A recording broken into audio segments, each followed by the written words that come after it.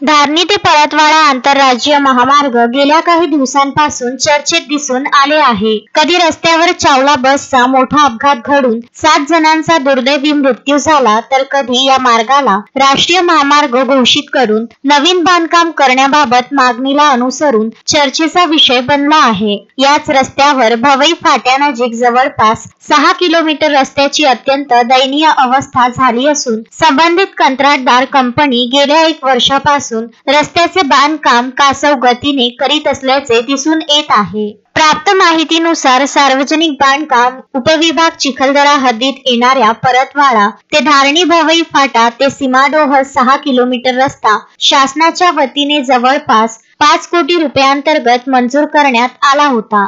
गेल्या 1 वर्षापूर्वी संबंधित कंत्राटदार कंपनीने रस्त्यावर खडी टाकून पॅचेस असलेल्या ठिकाणी MPM केल्याची माहिती संबंधित उपअभियंता चौधरी यांनी दिली आहे. संबंधित सार्वजनिक बांधकाम विभागाचे उपअभियंता चौधरी यांनी दिलेल्या माहितीनुसार निधी अभावी सदर रस्त्याचे बांधकाम गेल्या 1 वर्षापासून रखडले गेले आहे. भवई फाटा ते सीमाडोह 6 किलोमीटर रस्त्यावर केलेल्या MPM मधील खडीवरती आल्यामुळे दररोज दुचाकी आणि 4 चाकी वाहनांचे लहान मोठे अपघात घडत आहेत. अत्यंत दयनीय अवस्थेमध्ये आलेल्या या रस्त्यावर कोणत्याही क्षणी चावला बस अपघातासारखी पुनरावृत्ती नाकारता येत नाही. रस्त्याचे काम कोणत्या हेड किंवा निधी अंतर्गत केले जात आहे, तसेच कामाचा कालावधी आणि कोणत्या कंत्राटदार कंपनीला देण्यात आले होते याबाबत कोणतीच अधिकृत माहितीचे फलक रस्त्याच्या कडेला लावण्यात आलेले दिसून येत नाही.